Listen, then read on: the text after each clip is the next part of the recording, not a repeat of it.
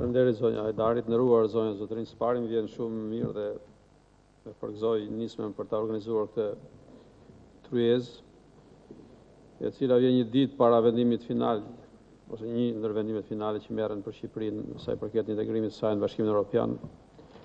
Ky vit në fakt do të ishte mirë që kishte qenë vit që të kishte vetëm këtë logo, integrimin e Shqipërisë në Bashkimin Evropian, po për fat keq jo nga gjithë aktorët, të cilët kanë përgjegjësi për integrimin evropian të vendit, është kuptuar si tillë, megjithatë kjo sotme meriton gjithë vlerësimin dhe konsideratën si iniciativë për të diskutuar rreth çështjes më madhore të Shqipërisë dhe shqiptarëve, jo vetëm për këtë vit, por për këtë shekull, që është integrimi në Bashkimin Evropian.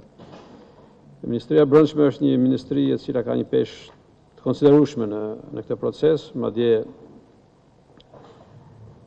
ajo është ministria lider në kapitulli 24, i cili është kapitulli që hap dhe që e mbyll të gjithë procesin e negociatave, është kapitulli që merret me lirinë, drejtësinë dhe sigurinë. Dhe ndërgjegjshme për këtë përgjegjësi të madhe, Ministria e Brendshme ka ndërtuar punën e saj për të përballuar përgjegjësitë e mëdha në këtë drejtim, përgjegjësi që lidhen me të ashtu quajturin, kryesisht tashmë me të ashtu quajturin procesi screening, është ai proces i cili synon që ne të lexojmë mirë gjithë legjislacionin evropian, ta kuptojmë mirë atë, ta analizojmë thellë atë, të vlerësojmë diferencat mes tij dhe legjislacionit kombëtar dhe pastaj të mundohemi që gjithë diferencat të eliminojmë. Pra në fund të këtij procesi do duhet që ne të kemi një legjislacion të parafruar me legjislacionin ose me akuit europiane. Është një proces jashtëzakonisht kompleks, i vështirë, i ndërlikuar që kërkon profesionalizëm të madh, ekspertizë të jashtëzakonshme. Dhe ky proces ka filluar dhe puna është zhvilluar mirë, janë zhvilluar shumë takime në Bruksel, në Shqipëri për të verifikuar suksesin e këtij procesi. Mund të them që është bërë punë e madhe, megjithatë pjesa më e madhe e punës mbetet për të bërë, sepse bëhet fjalë për rreth 100.000 faqe dokumentacioni i cili duhet lexuar, kuptuar dhe transpozuar. Megjithatë në sa i përket integrimit evropian të vendit, duhet të them që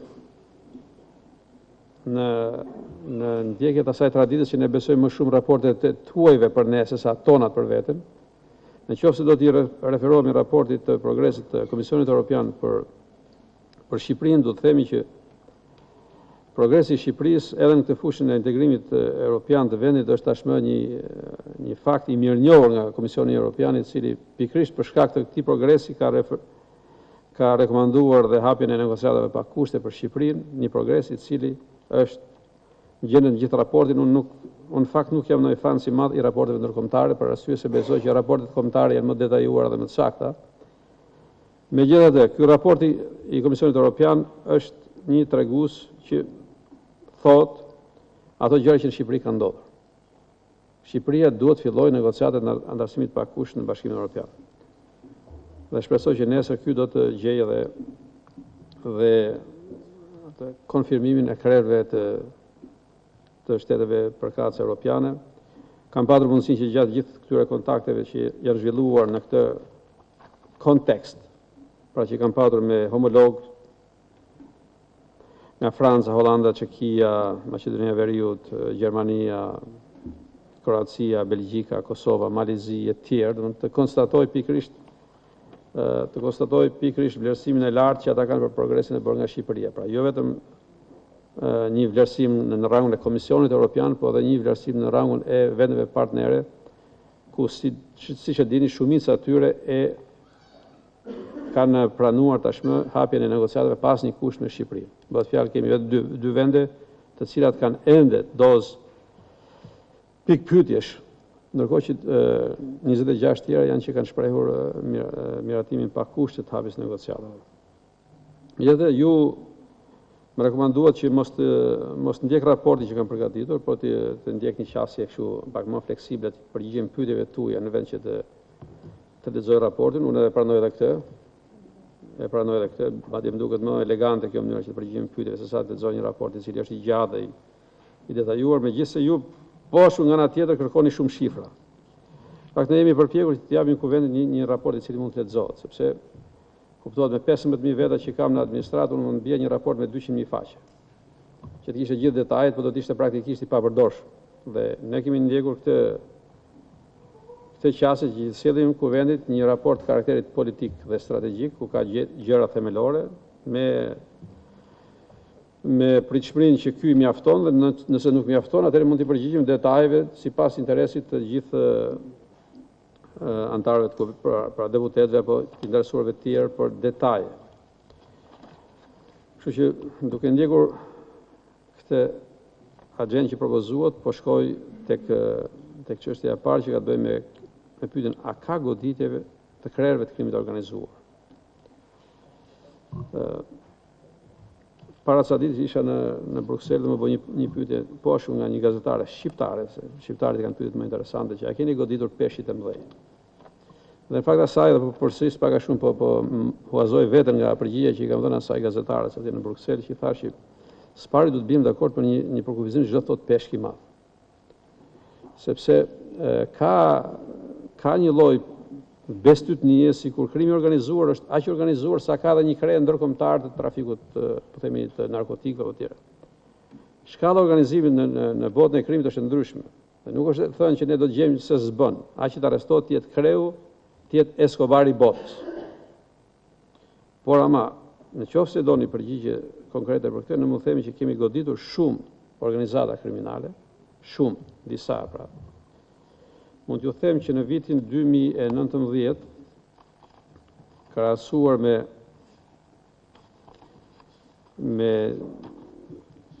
një vit më parë, pra me vitin 2018, kemi rritje jo disa me përqind, po me herë në numrin e grupeve kriminale të goditura nga policia e shtetit. Me herë.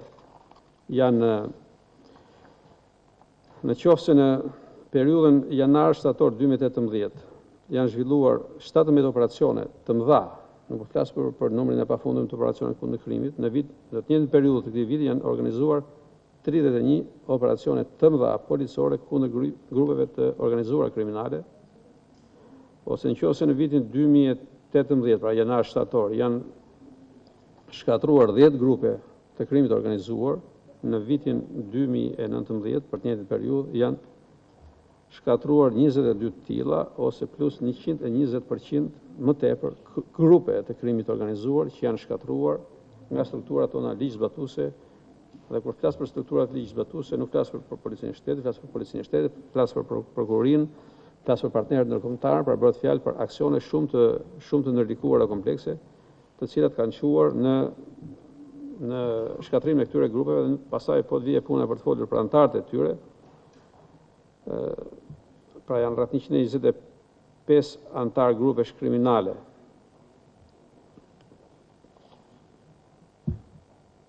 Flas për antar të grupeve kriminale të rrezikshme, nuk flas për numrin e të arrestuarve për krime të rënda, se ky numër persona të arrestuar për krime të rënda është 4755 persona vetëm gjatë këtij viti. Pra që është numër jashtëzakonisht i madh, do të thosh dramatikisht i madh, i cili tregon një përmas të problemi që kemi në Shqipëri. Po, mund ta bëjmë dhe kështu.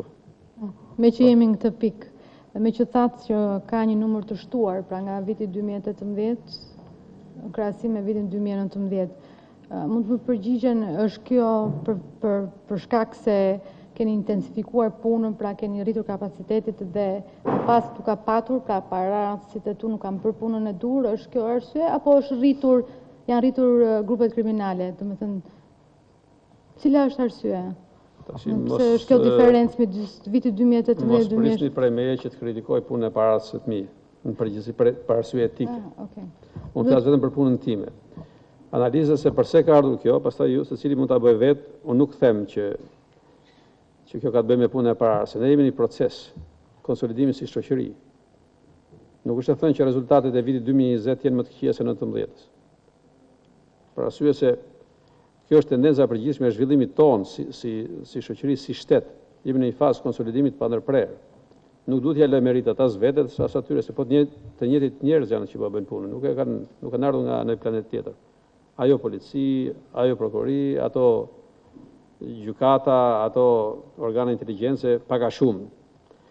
Puna pra është pjesë e një procesi.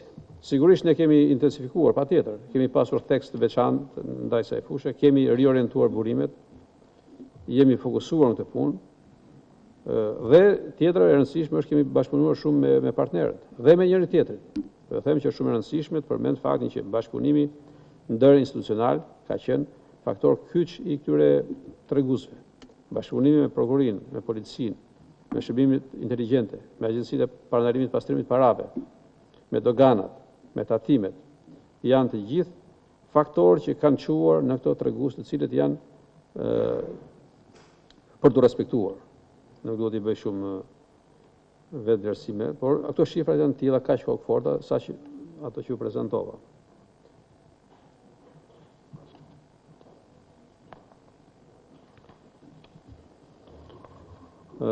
Sa i përket çështjeve që kanë bërë me luftën kundër aseteve kriminale në përgjithësi dhe parandalimit pastrimit parave, do thoshe që edhe në këtë aspekt janë bërë arritje të jashtëzakonshme. Do thoshe këtu janë arritje vërtet të mëdha. Së pari përmendet edhe në raportin e Departamentit Amerikan të Shtetit, megjithëse nuk është nevojë për shku për ta gjetur atje faktin që ndalimi i lorave të fatit është i fakt që dihet edhe pa raportin e Dash, është një ndër kontributet kryesore që kjo qeveri ka dhënë në luftën kundër parandalimit pastrimit parave, për arsye se lotorit, lorat e fatit kanë qenë një ndër instrumentet kyç për pastrimin e parave kriminale. Mbyllja atyre ka mbyllur një ndër burimet kryesore dhe mbyllja është e një niveli të jashtëzakonshëm. Bëhet fjalë për një aksion shumë të madh, edhe të rrallë, edhe në kontekstin europian, ku një qeveri merr përsipër edhe një risk të madh ekonomik, për arsye se duhet keni parasysh që ndalimi i këtij biznesi, si biznes ka qenë deri para një viti, do thotë që shoqërohej me një risk të caktuar financiar, por qeveria ka qenë e gatshme për ta marrë përsipër riskun financiar që lidhej me këtë, në shërbim të luftës kundër inkriminimit përgjithësi, pastrimit parave dhe shumë fenomeneve tjera sociale që lidheshin me parandalimin e pastrimit parave. Nga ana tjetër, në aspektet tjera të luftës kundër parave ilegale janë marrë masa të mëdha dhe mund t'ju them që në vitin 2019 deri tani janë të sekuestruara me një vendim gjykate rreth 72.1 milion euro. Ndërkohë që në të njëjtën periudhë vitit kaluar ishin 30.2 dhe viti i kaluar ka qenë një vit shumë i suksesshëm i konsideruar. Dhe kjo, po të shihni, kjo shifër që është e 2019-s është pothuajse sa shumatorja e 10 viteve që kanë para prirë këtij viti. Pra kaq është shifra. 72.1 milion euro janë të sekuestruara, ndërkohë që edhe niveli i konfiskimit këtë vit, që është shifra kyç në fakt është konfiskimi, se sekuestrimi është një gjë dhe konfiskimi është ajo gjë e madhe, mund të themi që edhe në fushën e konfiskimit shifra e këtij viti krahasuar vetëm me një vit më parë është gati 2 fish më lart dhe besoj që perspektiva në këtë drejtim është akoma më premtuese. Pra, përpjekjet tona për të luftuar fenomenin e pastrimit parave, paranë ilegale, paranë e zezë, do të shoqërohen edhe me suksese të tjera. Për këtë edhe po krijojnë kapacitete. Duhet të themi edhe një gjë, që nëse kërkojmë të bëjmë ndryshim, duhet të ndryshojmë jo vetëm mënyrën se si veprojmë, por edhe të shtojmë kapacitetet. Me të njëjtit njerëz është vështirë të bësh të njëjtën gjë, të bësh diçka shumë herë më të madhe.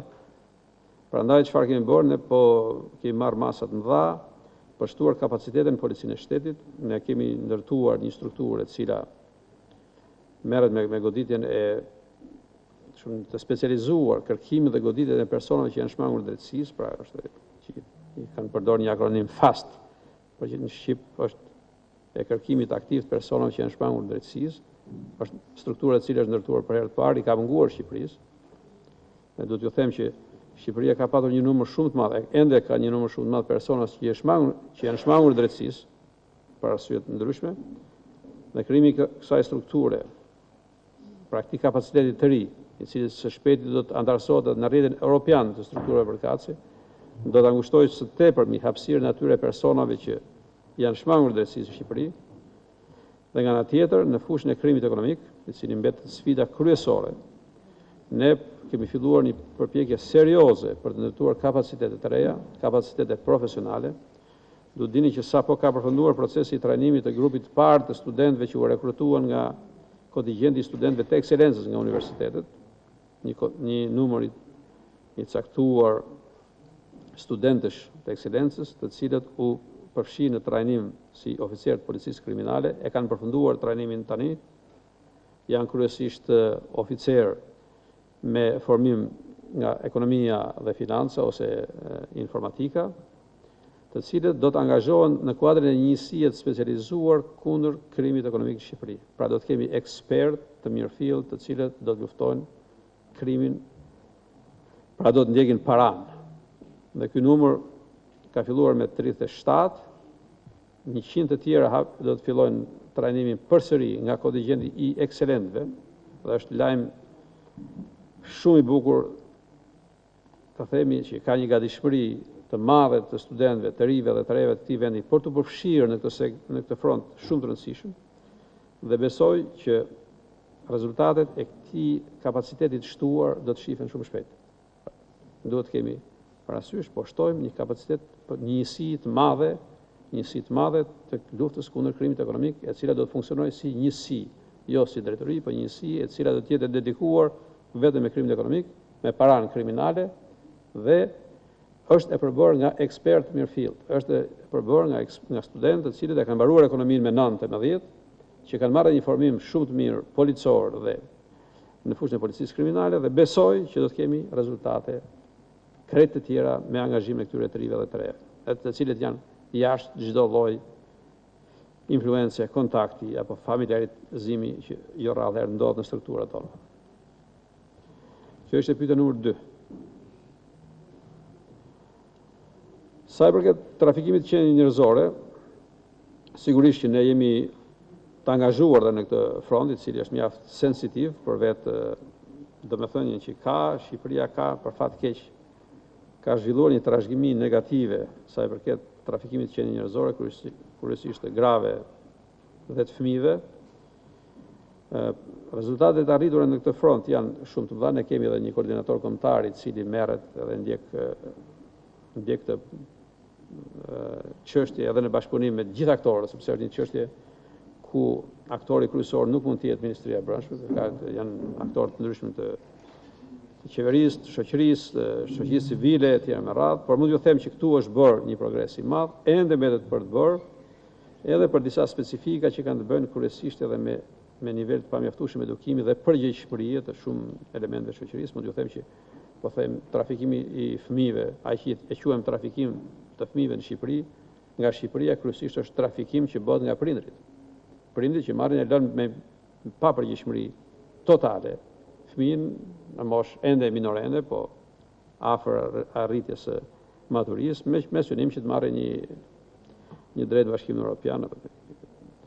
Por do të them që fenomeni është në vëmendjen tonë të plot, është në kontroll, në rënje, por që ende mbetet mjaft për të bërë kryesisht në ato segmente të cilët janë përtej Ministrisë së Brendshme, do thosh unë, që kanë bënë kryesisht me edukimin e përgjithshëm të shoqërisë, me sensibilizimin e familjarëve, të prindërve, në mënyrë që ky fenomen të reduktohet me kontributin e të gjithë aktorëve. Mund të bëj edhe një pyetje në lidhje me këtë? Nuk e di sa ata pyesin këta të tjerë këtu. Jo, vetëm për sqarim, se më që le ta bëj.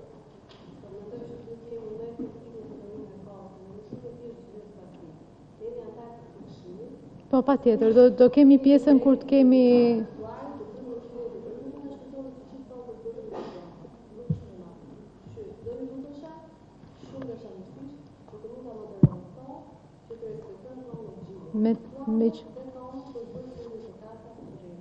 Po, ne kemi në fakt, kemi rezervuar një pjesë në agjendë, kur do kemi edhe diskutime dhe pyetje për të ftuarit, por me që zoti Lleshaj e pranoi pra këtë si tip bashkëbisedimi me kryetaren e Këshillit të Këshillit për Integrimin Europian, dhe duke qenë se është një çështje e nxehtë, duke marrë parasysh edhe pra vendimin që do jetë në ditët në vijim, do doja një sqarim sepse është vërtet një fenomen i cili na shqetëson të gjithëve. Dhe aty në raport pikërisht citohet që qeveria duhet të marrë masa për sa i përket faktorëve shtytës. Nuk mund të themi ndoshta që prindrit janë faktorët shtytës. Prandaj prindrit, disa nga fëmijët mund të ikin edhe pa lejen e prindrit. Pra ne nuk kemi dot nuk mund të jemi të qartë nëse themi vetëm këtë për publikun që prindrit e kanë përgjegjësinë që ata ikin pra largohen nga Shqipëria. Duhet të jenë dhe faktorë shtytës të tjerë, pra ekonomike të tjerë, që ne duhet të marrim masa, nuk mund të bëhet thjesht në një plan ndërgjegjësimi ndaj prindërve. Ka dhe arsye të tjera qoftë ekonomike apo të tjera që cilësohen në raporte të ndryshme që i shtyn këta fëmijë pra që të largohen. Dhe prandaj do doja një sqarim te kjo pjesë sepse ka faktorë të ndryshëm. Nuk do doja që t'ja lenim përgjegjësinë vetëm prindërve. Nuk bëra këtë, nuk i lash përgjegjësinë prindërve, thash që ka një mori faktorësh ku ndërto në mënyrë specifike bjen sy ky se përgjithsisht trafikimi në botë bëhet nga persona të tjerë, nga rrjete kriminale që bëjnë trafik. Ndërsa këtu etiketohet si trafikim edhe ky fenomen i cili në fakt është një transferim që prindit do bëjnë fëmijëve tyre drejt të afërme të tjera me radhë në Europë, por ne na faturohet si trafikim, sepse quhen se ç'ndodh. Nëse një prind e çon tek vllai vet djalin, edhe ka lëndor sigurt, pas 2 ditësh djali shkoi paraqitet në zyrat përkatëse sociale për të përfituar. Dhe kjo pastaj regjistrohet automatikisht si trafikim dhe kjo arrit disi në mënyrë artificiale numrin e viktimave të vërtetë të trafikut. Sa i përket asaj që a dalin këta vetëm, në përgjithsisht nga Shqipëria nuk mund dalin fëmijë të pashoqëruar sepse ligji e ndalon dalin të pashoqëruar. Përgjithsisht a dalin të shoqëruar me gjithë dokumentacionin përkatës, me autorizimet të prindërve ose të shoqëruar nga 2 prindit, por fenomeni sigurisht që brenda këtij numri ka një pjesë trafikut vërtet, të cilët janë fëmijë të grupeve të marginalizuara e tjera me radhë, dhe kjo është ajo çështje themelore, por desha të them që këtu bashkohen padrejtisht 2 shifra dhe 2 fenomene në një. A ka hapësirë këtu për adresim të gjerë? Sigurisht që ka. Sigurisht edhe varfëria është problem. Ne nuk duhet, s'mund dalim të fshehim varfërinë në këtë vend. Ne nuk mund të bëhemi naiv, themi Shqipëria s'ka varfëri. Por duhet ju them që për pjesën që mbulon Ministria e Brendshme, ne kemi një mekanizëm të tërë në këmbë i cili merret intensivisht me këtë punë, me të gjitha mënyrat. Nganjëherë edhe me ashpërsinë maksimale që lejon ligji në mënyrë që ky fenomen të ndalohet. Pyetjen e 4 e keni për armët. Shqipëria po ashtu ka një veçori në fushën e armëve për arsye se është një vend i cili ka përjetuar 97. Ka përjetuar diçka që se ka përjetuar asnjë vend normal në botën moderne. Ka ndodhur ajo që një vend që ishte i tërë një depo armësh, papritmas të gjitha armët kaluan në dorë të qytetarëve.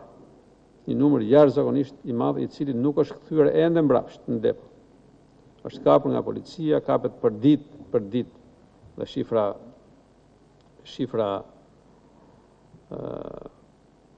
të mëdha, po themi deri tani kemi sekuestruar vetëm për këtë vit 322 armë. Që është një shifër e madhe, po themi i bie pothuajse po llogarisëm deri ku shkon fund vitit, pothuajse 2 armë në ditë. 2 armë në ditë për një vend sa ne janë të mërsi shumë që kapen dhe kapen në aksione policore kundër kriminalëve, nuk kapen nëpër shtëpi, se nëse do të ishte bërë në kontroll nëpër shtëpi, nuk di se sa do të ishte kjo shifër.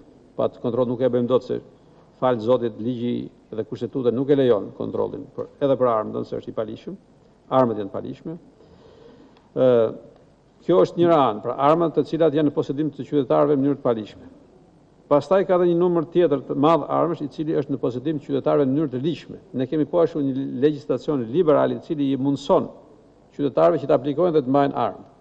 Kompani private sigurie, persona, biznesmenë që justifikojnë një rrezik të caktuar etj me radhë dhe marrin armë. Ose ata që i marrin për arsye gjuetisë etj me radhë, dhe kemi numër të madh armësh legalisht në posedim të qytetarëve i cili i kalon 100.000. Që është prapë një numër goxha i konsiderueshëm dhe në mendimin tonë krejtësisht i panevojshëm. Ne duhet të krijojmë një siguri e cila ofrohet nga institucionet dhe nuk duhet që siguria të krijohet në mënyrë individuale nga qytetarët. Për këtë arsye ne kemi filluar punën për ligjin për armët, i cili parashikon ndryshime drastike në të drejtën për të pajisur me armë, që do të kufizohej në mënyrë të madhe të drejtën e pajisjes me armë për individët apo dhe për shoqëritë private të sigurisë, me qëllim që armët t'ia lëm atyre që u takojnë dhe dinë t'i përdorin, që janë institucionet e sigurisë, me shpresën që kurrë s'do t'i përdorin. Ndërsa një aspekt tjetër në cilin qeveria është angazhuar fort për të kufizuar përdorimin e armëve, është edhe ashpërësimi i legjislacionit penal në fushën e armbajtjes pa leje. Ju sapo ka hyrë në fuqi kodi i ri penal, ose ndryshimet e reja në kodin penal, pra me datën 7 tetor me sa di kanë hyrë në fuqi, të cilat ashpërsojnë në mënyrë të dukshme dënimin penal për armbajtjen pa leje, dhe besojmë që gjithë ky kompleks masave, si ashpërsimi i dënimit penal, ashtu dhe ashpërsimi i legjislacionit për mbajtjen me leje të armëve, do të bëjnë që pasojat e prodhuara nga armët në vendin tonë të ulen në mënyrë të ndjeshme. Jam krejtësisht i bindur që rezultatet do të shihen shumë shpejt, dhe madje po shihen edhe këto ditë, që sensibilizimi i lartë, ashpërsia ligjore për dënimin e armbajtjes pa leje kryesisht, bën që gjithkusht matet jo një herë, po 30 herë përpara se ta marrë armën me vete kur del sepse praktikisht armbajtja pa leje në Shqipëri ka qenë pothuajse e legalizuar për sa kohë dënimi penal për armbajtjen ka qenë simbolik. Përgjithsisht gjyqet tona kanë tentuar të japin minimumin e parashikuar nga ligji, ose për të mos thënë që në shumë raste kanë zbritur poshtë minimumit, duke e çuar nganjëherë në absurd aplikimin e kësaj dispozite. Tani hapësira e interpretimit për gjyqtarët pothuajse është bërë zero, dhe kështu do të shpresojmë që dhe kemi bindjen që në këtë fushë do kemi tregues të ri. Sa i përket pyetjes 5 që ka të bëjë me azil kërkimin në vendet e Bashkimit Europian, do t'ju them që azil kërkimi i shqiptarëve në vendet e Bashkimit Europian është një proces i cili ka një histori të gjatë. Po të shifshi, është një kurb këtu që tregon azil kërkimin e të huajve në Bashkimin Europian dhe tendenca e azil kërkimit të shqiptarëve në Bashkimin Europian. Dhe po të shohësh, kjo kurba e verdhë dhe kurba blu shkojnë paralel me njëra tjetër. Ka patur një pikë në vitin 2015 me hapjen e korridorit ballkanik, ku shumë qytetar ekstra komunitar u dyndën drejt Bashkimit Europian, dhe numri në atë kohë pa të arritur në nivele shumë të larta, ndërkohë që tashmë kemi zbritur në pothuajse në nivelet e para 15-s, para krizës, nëse do ta quajmë këtë si, se vërtet është një anomali e madhe në tendencë viti 2015. Pra kemi zbritur poshtë, fal një kompleks i masash që janë marrë në bashkëpunim dhe me vendet partnere. Megjithatë, fenomeni mbetet kryesisht në një vend, dhe ky vend është Franca, ku kemi patur tendencë rritje, ndërkohë që në vendet tjera shifrat e azil kërkimit kanë zbritur në nivele të papërfillshme. Franca ka të diferencë në tendencë, e cila bazohet jo tek ne, po tek ata. Sepse po të ishte për ne, do të ishte fenomeni do të vihej në mënyrë paralel ngjashëm dhe në vendet tjera. Për arsyeja e kësaj diferencë në tendencë me Francën ka të bëjë me politikat e ndryshme që Franca aplikon në drejtim të azil kërkuesve. Franca ka politikat më liberale në rajon, ka kohën më të gjatë të përpunimit të kërkesave për azil, pra ka një vit, ndërkohë që vendet tjera kanë reduktuar kohën në disa ditë apo maksimumi muaj, ndërkohë që Franca ka si rregull një vit, po zgjatet më tepër. Dhe kjo kohë gjatë e përpunimit të kërkesave i josh shumë shqiptarë që shkojnë ta provojnë. Dhe shkojnë dhe gjatë një viti provojnë, mësojnë dhe pak, ndoshta tek tuk në njëri mësot e frëngjisht, tek tuk në njëri bën dhe në trajtim shëndetësor gjatë kësaj periudhe, që janë mbuluar në aspektin social me gjitha shërbimet, dhe pastaj luajnë me riskun të kthehen apo mos kthehen, në shpresë se mund të marrin azil për arsye se edhe një çështje tjetër, një anomali që ka të bëjë me Francën, lidhet me faktin që Franca ka aplikuar tek tuk të drejt azili, pra ka dhënë tek tuk azil, dhe çdo person që shef që dikush fitoi azilin, 100 tjerë inkurajohen për ta provuar këtë punë. Kush janë motivet e kësaj pune, kjo është një çështje pak më e gjerë se sa Ministria e Brendshme, përse shqiptarët kërkojnë të dalin jashtë. Ka shumë arsye, sigurisht janë faktorët ekonomik, është nevoja për studim, për trajtim shëndetësor, por du të them që jemi disa fish më poshtë nga periudha e krizës së vitit 2015. Pra në qoftë se në vitin 2015, periudhën midis 14 dhe 15 ishim ke rreth 68.000 veta, tani kemi zbritur në 1/6 e kësaj. Pra jemi ka ndryshuar e para, ka ndryshuar iluzioni, sepse njerëzit ikën pa një iluzion sikur u hapën portat e parajsës. Në fakt njerëzit e panë, shkuan, panë që edhe atje duhet punojnë, duhet jetojnë, duhet ndeshin me vështirësi, u kthyen këtu. Shumë prej tyre janë kthyer dhe po rikërkojnë të punësohet aty ku ishin. Sepse nuk ishte bërë deti kos. Shkuan shumë me këtë ide, shkuan, për fat keq. Dhe kjo është kryesore. E dyta, masat janë shtrënguar, masat e kontrollit në kufit tanë janë shtrënguar. Policia ndalon shumë njerëz për dalë jashtë Shqipërisë, në qoftë se nuk bindin. Bashkëpunimi me vendën partnere është shtuar. Riadhesimi është shtuar. Do të keni parasysh që masat e riadhesimit janë shtuar. Në çdo javë ndodhin operacione riadhesimi nga vendet ndryshme të Bashkimit Europian për qytetarët e cilëve është refuzuar azili, sepse ata që shkojnë dhe kërkojnë azil rikthehen në qoftë se azili nuk plotësohet. Dhe si rregull gjithëve u refuzohet. Dhe këto janë ato masa kryesore që kanë çuar në reduktimin e ndjeshëm të këtij numri të azil kërkuesve shqiptar, fakti i cili njihet dhe nga gjithë partnerët tanë, me atë diferencë që u thash në rastin e një shteti.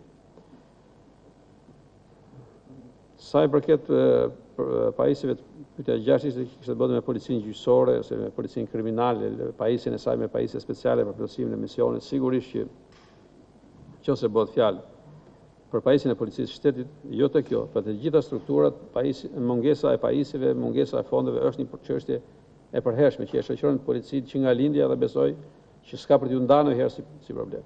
Ka shumë nevojë për mbështetje financiare,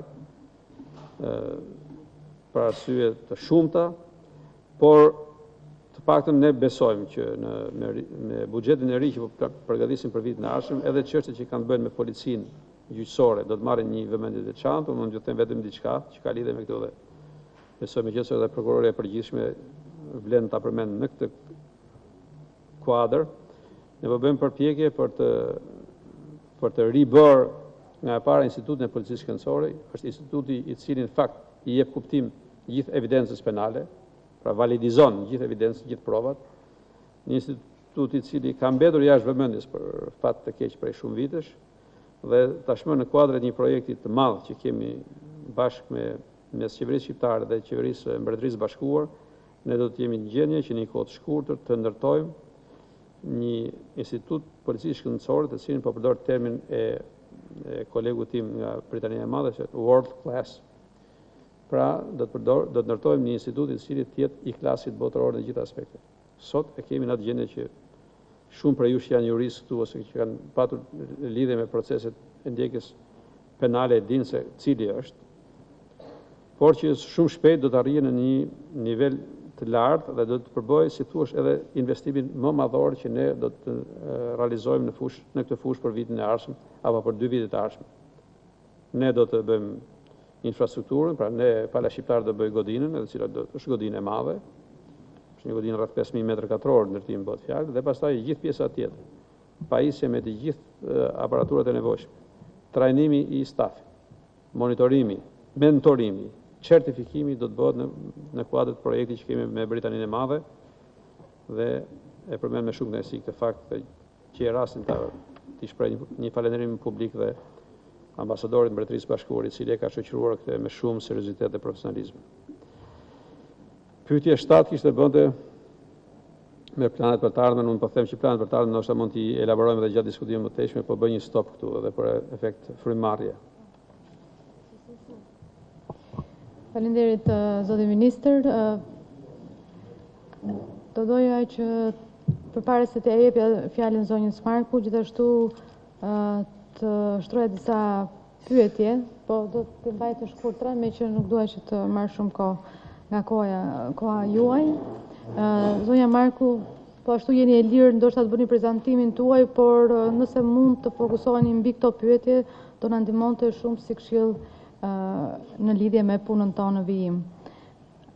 E para, zonja Marku, pas raportit tuaj, shtroj pyetjen që pse akoma kjo ndoshta janë disa pyetje që janë repetitive, por janë të rëndësishme.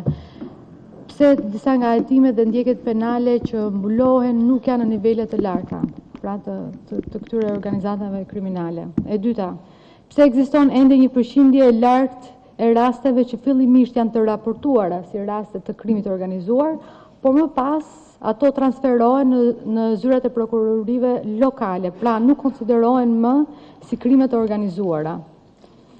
Shpeshherë thuhet se janë për shkak të mungesës së provave ose për shkak të cilësisë së dobët të referimeve.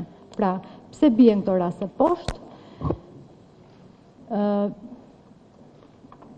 Gjithashtu ju jeni djeni se kemi disa marrëveshje, siç është ajo me Eurojustin dhe me komunitetin e Manivalit, dhe do të doja të dija çfarë po bëhet pra me bashkëpunimin me Eurojustin, dhe gjithashtu komuniteti i ekspertëve të Manivalit të Këshillit të Evropës thot se në Shqipëri hetimet për pastrimin e parave rrallë herë përfundojnë me dënimin e autorëve dhe numri i këtyre çështjeve është në rënje. Pra, procedimit për pastrimin e parave të lidhura me vepra të rënda shpesh herë pezullohen ose pushohen nga prokuroria. Po ashtu, bazuar në statistikat e marra nga të gjitha të harmonizuara, pra nga gjitha institucionet tuaja që zoti Lleshaj e përmendi, për luftën kundër krimit të organizuar, rezulton se për periudhën e parë 6 mujore, pra të vitit 2019, policia ka regjistruar në total rreth 1178 vepra penale, ndërkohë që nga prokuroria janë regjistruar gjithsej 107 raste, ku vetëm 301 prej tyre janë dërguar për procedim në gjykat. Pra, në këtë numër kemi 1/4 e atyre pra rasteve të regjistruara që shkojnë në gjykat. Pse kaq pak, zonja Marku? Dhe këto janë pra disa nga pyetjet, edhe nuk po zgjatem më tej, fjala është për ju.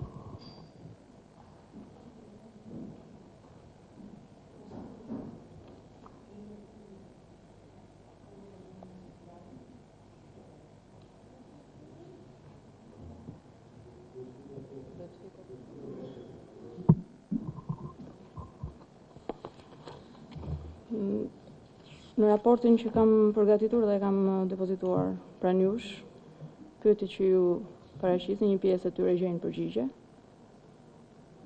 Do mundohem të përgjigjem me pak fjalë dhe pyetjeve që ju sapo ngritët. Pavarësisht se më duhet t'ju them që për shkak të kompetencave që ka aktualisht prokurori i përgjithshëm pas ndryshimeve kushtetuese, një pjesë e përgjigjeve nuk mund të jepen prej meje.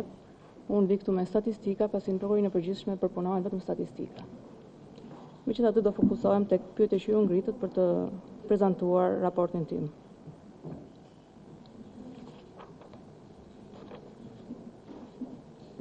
Institucioni i prokurorisë, si pjesë e sistemit të drejtësisë penale, me sundimin e ligjit dhe respektimin e të drejtave të njeriut, si vlerat themelore të Bashkimit Europian, mund të them që ka arritur progres në zbatimin e rekomandimeve të KE-s për vitin 2019 dhe të nën-komitetit BE Shqipëri në luftën kundër krimit të organizuar në drejtimet si më poshtë. Konkretisht, në zbatim të rekomandimit për përparim të mëtejshëm drejt ndjekjeve dhe dënimeve përfundimtare kundër grupeve të organizuara kriminale, në veprimtarinë e prokurorisë evidentohet përparim dhe rritje e numrit të hetimeve proaktive në ndjekjen penale kundër grupeve të strukturuara kriminale duke përdorur mjete speciale të hetimit në 64 procedime, konkretisht në fushën e trafiqeve të palishme, pastrimit parave apo krimeve të tjera të rënda. Kjo shifër është për vitin 2018. Ky proces i ka shërbyer si parandalimit, ashtu dhe arrestimit në flagrancë dhe ndalimit të 122 personave të përfshirë në kryen e këtyre veprave penale. Treguesit statistikor evidentojnë se në vitin 2018 është rritur ndjeshëm goditja e grupeve kriminale, krahasuar me një vit më parë është rritur me 2.5 herë numri procedimeve të regjistruara, dhe kjo shifër është përmirësuar ndjeshëm në 6 mujorin e parë të vitit 2019. Gjatë kësaj periudhe rezulton se janë dërguar për gjykim 10 procedime me 20 të pandehur. Në zbatim të rekomandimit tjetër për përparimin e mëtejshëm drejt ngritjes së një historiku solid të hetimeve financiare, Prokuroria ka synuar dhe synon që hetimi pasuror dhe sekuestrimi i aseteve të bëhet një mjet i dobishëm për të luftuar këtë fenomen dhe nga ana tjetër të ndihmojë hetimin penal duke zbuluar motive, lëvizje, dëshmitare e tjerë. Në përmbushje të objektivave dhe rekomandimeve të parashtruara, prokurori i përgjithshëm, me të vetmin instrument që ka, miratoi udhëzimin numër 6 të vitit 2018 për hetimin pasuror, sekuestrimin dhe konfiskimin e produkteve të veprës penale, me synim unifikimin e zbatimit të ligjit të quajtur antimafia në gjuhën e përditshme. Ky udhëzim, në zbatim të këtij udhëzimi, seksionet e ngritura në prokurorit pranë gjykatave shkallës parë të jurisdiksionit përgjithshëm, në zbatim dhe të dispozitave të kodit procedurës penale, kanë kërkuar në gjykatë dhe nga gjykata të zhvendosur sekuestro preventive e sendeve që kanë shërbyer për kryerjen e veprës penale dhe ose produkteve të veprës penale. Sa më sipër, në vitin 2018, në vijim në vitin 2019, të dhënat lidhur me sekuestrimet, veçanërisht për veprat penale të pastrimit parave, kanë rezultuar në rritje. Si dhe janë planifikuar masa që nëpërmjet trajnimeve, analizave dhe këshillimeve të bëhen përparimet mëtejshme në këtë fushë. Nga ana tjetër, prokuroria ka marrë rol të rëndësishëm dhe proaktiv në trajtimin e kërkesave të paraqitura nga autoritetet gjyqësore të huaja për ekstradimin e shtetazve nga Shqipëria drejt shteteve kërkuese apo për njohjen dhe ekzekutimin në Shqipëri të vendime penale të huaja të dhëna ndaj shtetazve shqiptar. Në këtë rast, prokuroria e përgjithshme i ka përcjellë prokurorisë pranë gjykatës shkallës parë për krimet e rënda 30 kërkesa gjatë vitit 2018 dhe 43 gjatë periudhës 6 mujore të vitit 2019 për zbatimin e masave parandaluese kundër pasurisë së këtyre shtetazve brenda objektit që normon neni 3.1 dhe neni 8.1 e ligjit antimafia.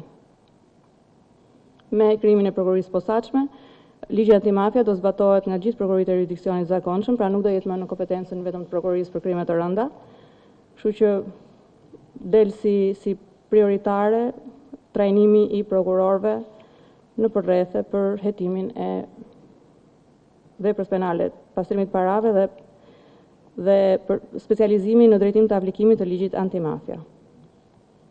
Lufta kundër pastrimit parave. Prokuroria duhet theksuar që është angazhuar dhe po përmbush rekomandimet e Manivalit për vitin 2019 për rritjen e efektivitetit në luftën kundër pastrimit parave dhe zbatimin e plan veprimit muajit shtator 2018. Në kuadër të masave për rritjen e efektivitetit dhe intensifikimin e luftës kundër pastrimit parave, në 6 miorin 2019 evidentohet tendencë në rritje të treguesve të punës për veprën penale të pastrimit produkteve veprës penale, parashikuar nga neni 287 i kodit penal. Konkretisht, ka një rritje krahasuar me 6 miorin e 2018-s me 17% të numrit procedimeve të regjistruara dhe një rritje 66% të numrit procedimeve të dërguara për gjykim. Pra, që do të thotë se ka një reflektim të prokurorëve për përmirësimin e këtij treguesi. Pastrimi parave ashtu se dhe krimi organizuar i ka tejkaluar kufit kombëtar, duke u bërë dhe më shumë një çështje rajonale dhe globale. Karakteri transnacional i këtij krimi krijon vështirësi në krijimin e mekanizmit ose skemave të përdorura në pastrimin e parave. Element të tillë kushtozojnë një bashkëpunim të shpejtë dhe efektiv ndërkombëtar. Ndërkohë, konstatohet një problematik në ekzekutimin e letërporosive për jashtë shtetit, pasi ndonjëherë nuk marrim përgjigje nga shtetet ku ne dërgojmë letërporosit, ose shpeshherë informacioni dërgohet i paplot dhe nuk i plotëson kërkesat tona. Kjo ndikuar dhe nga licitacioni vendas që kanë shtetet ku ne drejtojmë kërkesat tona. Në këtë kuadër, për të rritur më tej efektivitetin në luftën kundër pastrimit parave, prokurori i përgjithshëm ngriti një grup pune me prokurorë të prokurorisë përgjithshme dhe prokurorë të prokurorive pranë gjykatave shkallës parë, me qëllim që të zbatohet plani i veprimit të rekomandimeve të Komitetit Manival. Aktualisht, pas kryerjes së një analize të hollësishme dhe adresimit problemeve përkatëse, është nxjerrë dhe një qarkore e veçantë për të orientuar prokurorët nëpër prokurorit e rrethave, me qëllim që të ketë një rritje të hetimeve proaktive me përdorimin më efektiv të inteligjencës kriminale, përdorimin e mjeteve të posaçme të hetimit për identifikimin dhe goditjen e autorëve, si dhe sekuestrimin apo konfiskimin e pasurive të ardhura nga veprimtaria kriminale, po punohet për një përditësim të manualit hetimit pastrimit parave, manuali i fundit është i vitit 2013, dhe do përditësohet me praktikë shqiptare dhe ide inovatore mbi metodat hetimore, të cilat natyrisht që kanë evoluar. Po përcaktohet një formë e veçantë e raportimit dhe lloj informacionit periodik që kërkohet rrethave për çështjet pastrimit parave, pasi, siç u thash, në prokurorinë e përgjithshme bëhet vetëm përpunimi i informacionit, nuk ka hetim. Në prokurorinë e përgjithshme edhe në secilën prokurori pranë gjykatave shkallës parë, po caktohet nga një prokuror si pikë kontakti për të bashkëpunuar në sigurimin e informacionit mbi çështjet brenda kompetencave të këtij grupi pune.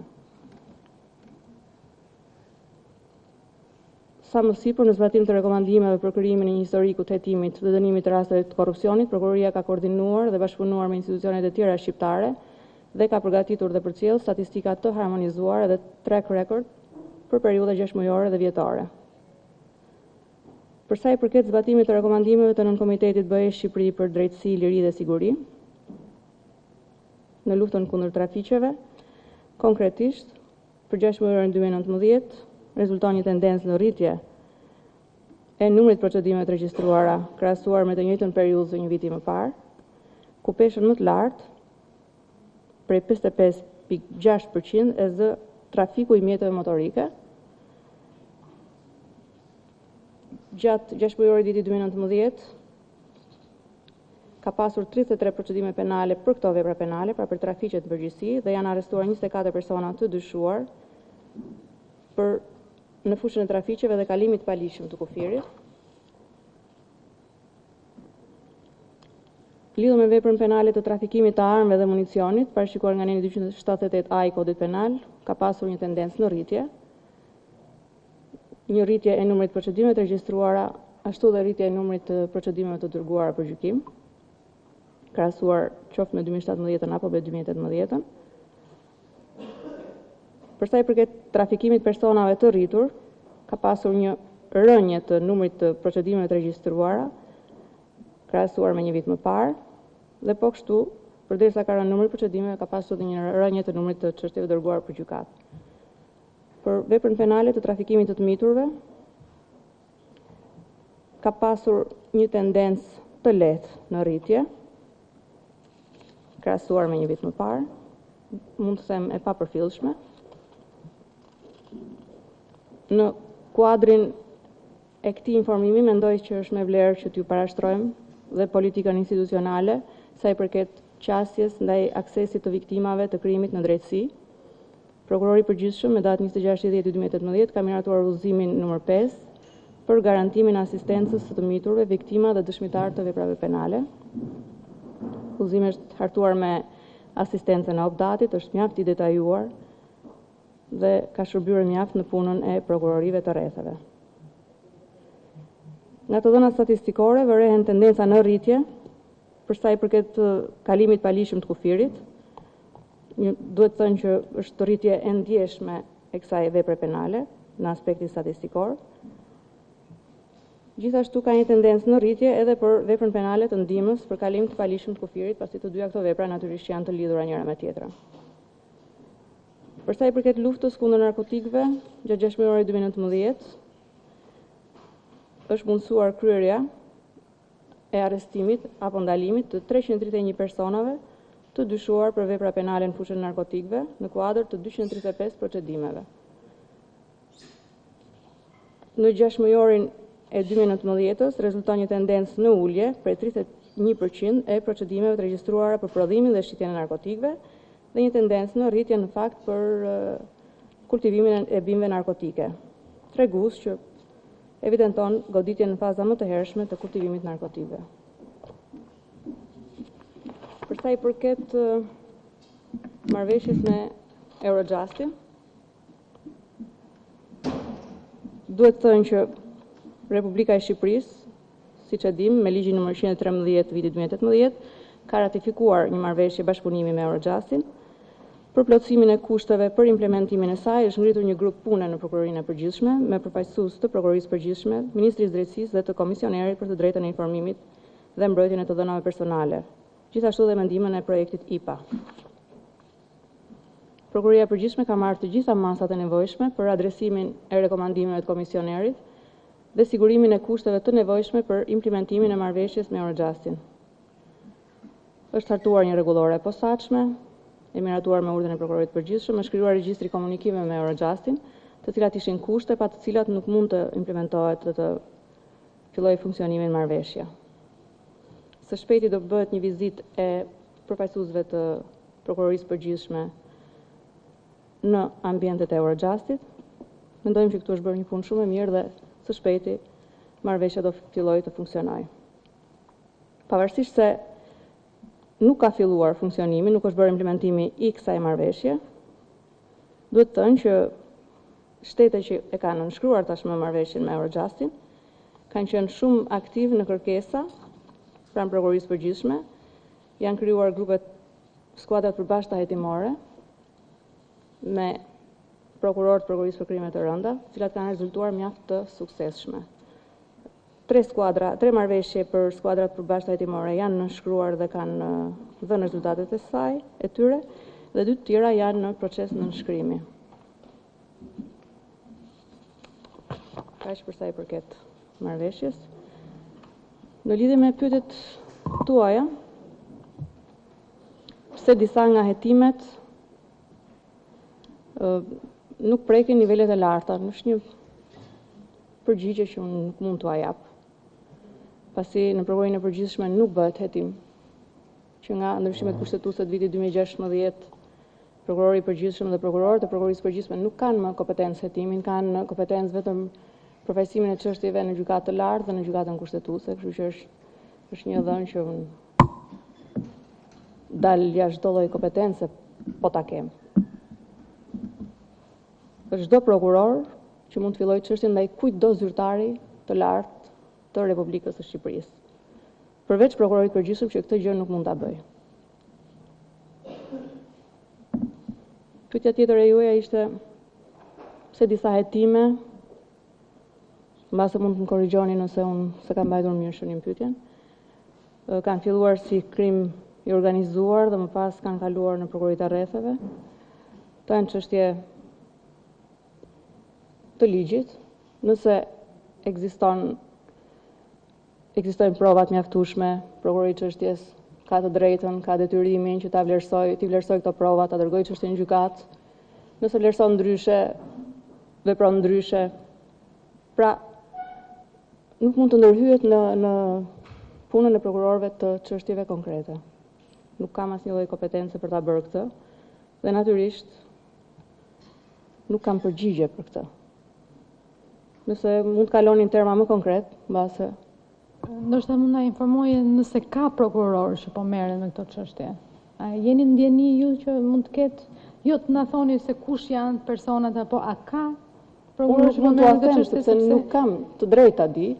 Megjithatë në prokurorinë e krimeve të rënda patjetër që do ketë dhe zyrtarë të lartë që janë në hetim, sepse ne shpeshherë na kërkohet nëse ka pra ndërshkim të atyre që kanë abuzuar me ligjin, domethënë krerët e grupeve kriminale, nëse kemi arritur vërtet ta luftojmë krimin e organizuar duke patur këto lloj hetimesh të cilat vërtet e godasin krimin.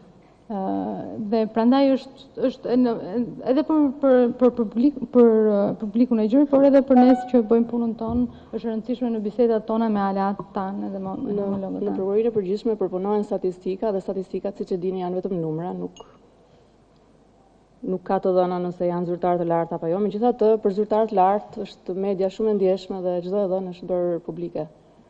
Për ato që mund të bëhen publike, të tjerat pastaj janë sekret hetimor për momentin dhe momentin që do shkojnë në gjykatë do jenë publike.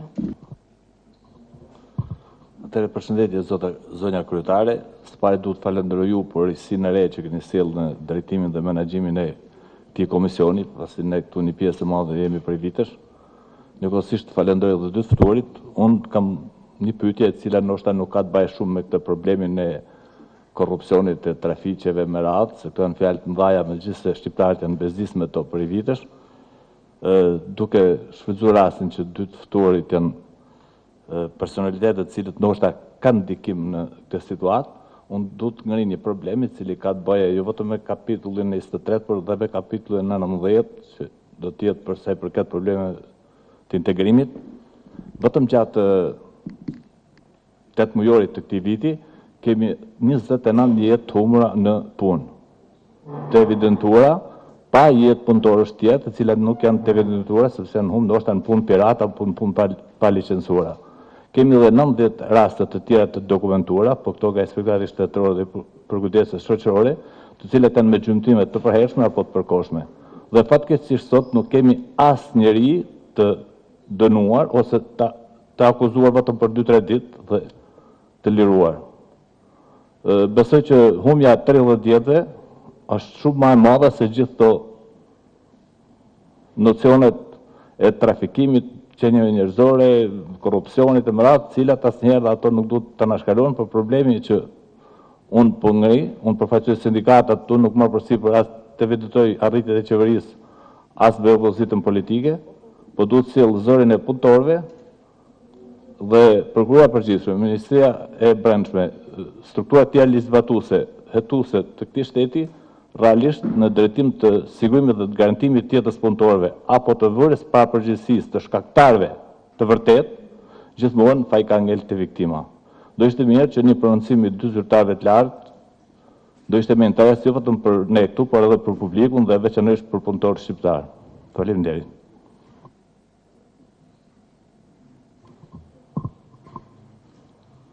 Faleminderit për problemin që ngrini, në fakt është shumë e vërtetë ajo që thoni. Është shumë e dhimbshme ta konstatojmë një gjë të tillë. Në prokurorinë e përgjithshme po përgatitet një udhëzim që të udhëzojë prokurorët se si mund të hetohen kategoritë të tilla çështjesh penale, pasi mund të ketë probleme që të kësaj natyre, që nuk ka një mënyrë se si hetohen, nuk ka një qasje të njëjtë të gjitha prokurorive. Kështu që ajo që ne po bëjmë është përgatitja një udhëzimi, se sa efekt do ketë mbetet për tu parë. Por është e vetmja gjë që mund të bëjmë. Ne kemi edhe një pyetje nga zoti Gajda. Prezantoni ose Robert Gajda, besoj se jeni i njohur komisioner për mbrojtjen nga diskriminimi. Është një punë kuadër të veçantive, domethënë nuk lidhet shumë me aspektin e krimit organizuar. Po një gjë që kemi ndjekur me shqetësim është edhe problematika e trajtimit të rasteve të gjuhës urrëties dhe krimeve të urrëties. Kemi pasur disa sinjalizime mediatike, të fundmit kanë qenë disa deklarata nga, le të themi, individ caktuar në formë nxitje urrëtie, por edhe dëmtim memorialesh ndryshme në zonat ndryshme të Shqipërisë, që potencialisht lidhe me krimet e urrëties. Ajo që, le të themi, më shumë do doja, me qenë se ishit edhe në kuadrë të përgatitje një udhëzimi për krimet në punë, cilët në të vërtet janë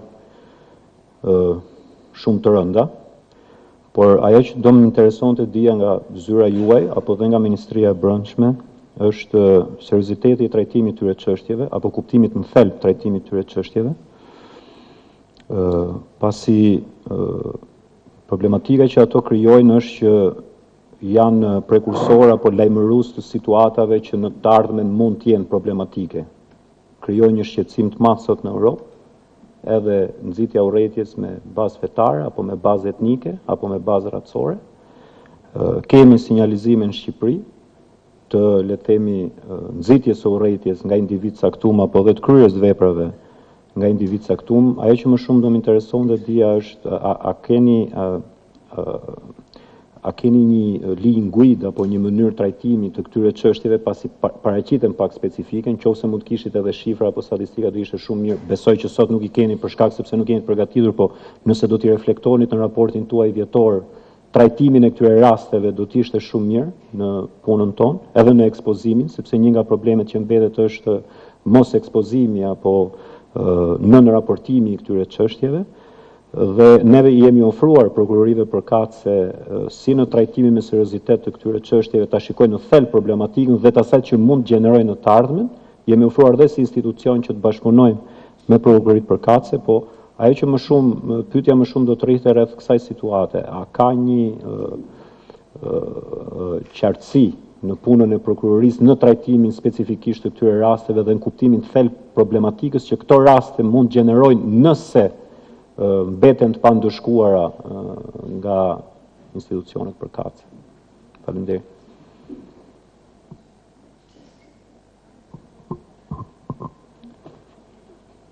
Për këtë kategori çështjesh penale nuk ka në fakt një udhëzim, një manual se si mund të hetohen. Pasi ka një numër të ulët të këtyre çështjeve, ndër vite e kam fjalën. Nuk kam shifra sot për shkak të objektit të kufizuar të këtij takimi. Megjithatë, kërkesa juaj mund të reflektohet në përgatitjen e raportit vjetor në lidhje me shifra dhe me metodona për këtë kategori veprash penale. Natyrisht që do ketë në vëmendje dhe përgatitja e një udhëzimi, momentin që të mbarojmë udhëzimet e tjera që janë në proces. Por shifra nuk kam dhe manual nuk ka. Është e vërtet që s'ka.